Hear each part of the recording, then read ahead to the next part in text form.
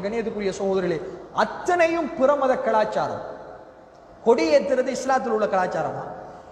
கொடி ஏற்றுவது இந்துக்களுடைய கலாச்சாரம். இஸ்லாத்திற்கும் கொடிக்கும் எந்த சம்பந்தமும் இல்லை. இஸ்லாத்தில் கொடி சொல்லப்பட்டது யுத்த களத்தில். யுத்தத்தில் நாங்கள் இந்த தரப்பு நீங்கள் அந்த தரப்பு என்று அடையாளப்படுத்துவதற்கு தான் சஹாபாக்கள் கொடியை கொண்டு போனாங்க. இது முஸ்லிம்களுடைய கொடி, அது காபிர்களுடைய கொடி என்று அடையாளப்படுத்துவது. இதல்லாத எந்த சந்தர்ப்பத்திலும் ரசூலுல்லாஹ் கொடி தூக்கிய வரலாற்றை நீங்க காண முடியாது. ஹிஜ்ரி 8 அல்லாஹ்வுடைய தூதர்கள் மக்காவை கைப்பற்றினார்கள். ஃபத்ஹு மக்கா, மக்காவை கைப்பற்றிய ரசூலுல்லாஹ் காபாவில் கொடியாயத்தின. அல்லாஹ்வுடைய தூதர்கள் 300 சஹாபாக்கள் பத்ர் யுத்தத்தை வெற்றி கொண்டார்கள். வெற்றி கொண்டு விட்டு நாங்கள் பத்ர் சஹாபாக்கள் என்று கொடியேற்றினாங்க ரசூலுல்லாஹ். ஆனா ரசூலுல்லாஹ் ஏத்தாத ரசூலுல்லாஹ்க்கே இன்றைக்கு ஒரு கொடி. மீலாது விழாவில் ரபியுல் அவ்வல் மாதம் 1வது நாள் வந்து விட்டால் ரசூலுல்லாஹ்ட பேரால முஹம்மது ரசூலுல்லாஹ் என்று கொடியேற்றப்படுகிறது. அப்ப இது இஸ்லாத்தில் இல்லாம பிரமத கலாச்சாரத்தில் இந்துக்களிடத்திலிருந்து கொப்பி அடிக்கப்பட்டது. வீதிகளில் தோரணங்கள் லைட்டுகள் சோடிப்பது, அதே மாதிரி பொலித்தினாலான கொடிகளை தொங்க விடுவது, இதெல்லாம் இந்துக்களுடைய கலாச்சாரம். நீங்க கோயிலுக்கு முன்னால போக கூட பார்க்கலாம். கலர் கலர்ல அவர்கள் தான் லைட்டு போட்டு அவர்கள் தான் கொடி கட்டியிருப்பார்கள். அந்த காலத்துல கிறிஸ்தவர்கள், முஸ்லிம்கள், இந்துக்கள், பௌத்தர்கள் எல்லோரும் அந்யோன்யமாக வாழ்ந்தார்கள் என்பதனால் அவர்களிடத்திலிருந்து மூதாதையர்கள் தெரியாமல் கோப்பி அடித்தது. அதை வாழையடி வாழையாக இன்றைக்கு நமது சமூகம் கொண்டாடி விடுவதை பார்க்கிறோம். அதிலும் கொடுமை, அந்த கொடிகளுக்கு மேல சந்தனம் பூசுறாங்க. நீங்க கோயில்ல தான் அதை பார்த்திருப்பீங்க. சந்தனத்தை கோயிலில் உள்ள சாமிக்கு பூசுவார்கள், கொடிக்கு பூசுவார்கள்.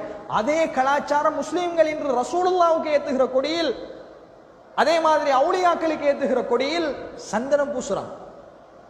கபரில் குத்து விளக்கு ஏற்றப்படுகிறது. குத்து விளக்கு எங்க கண்டிருக்கிறோம்? நாங்கள் சாம்பிராணி எங்க கண்டிருக்கிறோம்? சந்தன குச்சி எங்க கண்டிருக்கிறோம்? கோயில்கள்ல கண்டிருக்கிறோம், படங்கள்ல பார்த்திருக்கிறோம். அது அப்படியே கண்ணியத்துக்குரிய சகோதரர்கள் இந்த தர்காக்களுக்குள் குத்து விளக்குகள் ஏற்றப்படுகிறது. இதெல்லாம் அந்நிய கலாச்சாரங்களிலே இருந்து நமது சமூகத்துக்குள் ஊடுருவியது. தன்சல் கொடுப்பாங்க பௌத்தர்களுடைய வெசாக்குக்கு, அதே மாதிரி இந்துக்களுடைய பண்டிகைகளுக்கு ரோட்டில் வாகனங்களை மறிச்சு வாராக்களுக்கு ரிங்ஸ், ஐஸ்கிரீம், பிஸ்கட் வகைகள் கொடுப்பாங்க. தன்சல் என்று சொல்லுவாங்க சிங்களத்தில். அது அப்படியே நமது சமூகத்துக்குள் நாரிசாண்டு வந்துருக்கு. என்ன பேர்ல வந்தீங்க? நாரிசா அன்னதானம் கந்தூரி. கந்தூரியும் கோயில் திருவிழாவில் கொடுப்பது.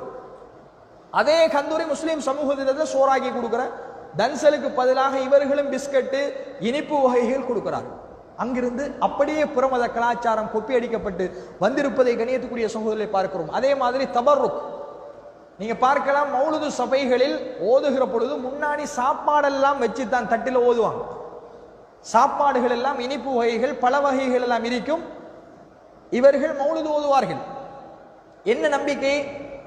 மௌலுது ஓதுகிற பொழுது அந்த சாப்பாடுகள் எல்லாம் பரக்கத்து பெறுகிறது, அதுக்கு பிறகு அதை எடுத்து சாப்பிட்டா எங்களுக்கு நோய் நொடிகள் வராது என்பதுதான் நம்பிக்கை. இது அப்படியே இந்துக்களிடத்தில் இருப்பதை நீங்க பார்க்கலாம். கோயிலுக்குள்ள போறவர் அர்ச்சனை தட்டை கொண்டு போய் பூசாரிட்ட கொடுக்கிறார். அவர் அந்த தட்டை, அந்த உணவை கொண்டு போய் சாமி இடத்துல வச்சு போட்டுத்தான் பஜனை பாடுறார். சாமி இடத்துல வச்சு போட்டுத்தான் அவன் அந்த மந்திரங்களை சொல்லிவிட்டு திரும்ப கொண்டு கொடுக்கிறான். அதை அவன் குளித்து விட்டு தலையில் திராய் விட்டு அதில் இருக்கிறத சாப்பிட்டால் தனக்கு பரக்கத்தினை நினைக்கான். இதே நம்பிக்கை முஸ்லிம்களிடத்தில் வந்திருப்பதை பார்க்க. பரக்கத்து அல்லாஹ்வை தவிர வேறு யாராலும் செய்ய முடியாது. ரஹ்மத்து அல்லாஹ்வை தவிர வேறு யாராலும் செய்ய முடியாது. ஆனால் குர்ஆன் ஓதி பரக்கத்து வந்தால் என்று சொன்ன ஒரு அளவுக்காவது ஏற்றுக்கொள்ளலாம். ஆனால் யாரு எழுதுனே தெரியாத மௌலுது பாடலை படித்துவிட்டு மௌலுது ஓதுவதனால் இங்கே எங்களுக்கு நன்மை கிடைக்கிறது என்றால் இதை விட இணை வைப்பு ஒன்றும் இல்லை. இதுல இன்னும் ஒரு ஆகப்பெரிய இணை வைப்பு என்ன தெரியுமா? மௌலுது சபையில் யா நபி சலாம் அலைக்கும் அந்த பைத்து படிக்கும் போது எழும்பி நின்று படிப்பாங்க. கை கட்டி எழும்பி நின்று, உட்கார்ந்து இருந்தவர்கள் எல்லாம் எழும்பி நின்று படிப்பாங்க. என்ன நம்பிக்கை? ரசூலுல்லாஹ்வுடைய ரூஹ் அந்த சபைக்கு வருகிறது என்கிற மிக பெரும் இணை வைப்பான நம்பிக்கை. ரசூலுல்லாஹ் ரூஹோடு அங்கே வருகிறார்கள், ஆஜராகிறார்கள், சங்கமமாகிறார்கள் அல்லாஹ்வுடைய தூதர் என்பதனாலதான் மரியாதைக்கு எழும்பி நிற்காங்களாம். உசுரோடு இருக்கும் பொழுதே தனக்கு மரியாதைக்கு எழும்பாதீர்கள் என்று சொன்ன தூதர் அல்லாஹ்வுடைய தூதர் ஸல்லல்லாஹு அலைஹி வஸல்லம். நபிகளார் மௌத்தாகி கபருடைய பர்சகுடைய வாழ்க்கையில் இருக்கிறாங்க. அந்த அல்லாஹ்வுடைய இறை தூதர் அவர்கள் தாங்கள் ஓதுகிற மௌலுது சபைக்கு சங்கமமாகிறார்கள் என்று நம்புவதென்றால் இது எவ்வளவு பெரிய இணை வைப்பு கணியத்துக்குரிய சோழர்கள். சரி, ஒரு சபையில நீங்க ஓதுறீங்க, ரசூலுல்லாஹ் வராங்க, 10 இடத்துல மௌலுது ஓதப்படுது. முழு உலகத்திலேயும் 1000 இடத்துல ஓதப்படுகிறது. 1000 இடத்துக்கும் ஒரே நேரத்தில் ரசூலுல்லாஹ் வராங்களா? அப்ப இது அல்லாஹ்வை போல ரசூலுல்லாவை கொண்டு செல்வதா இல்லையா?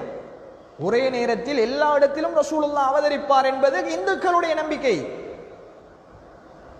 அப்ப இந்த நம்பிக்கை இன்று மௌலித் ஓதக்கூடிய சகோதரிடத்தில் இருக்கிறது. ரசூலுல்லாஹ் அந்த இடத்துக்கு வருவாங்க.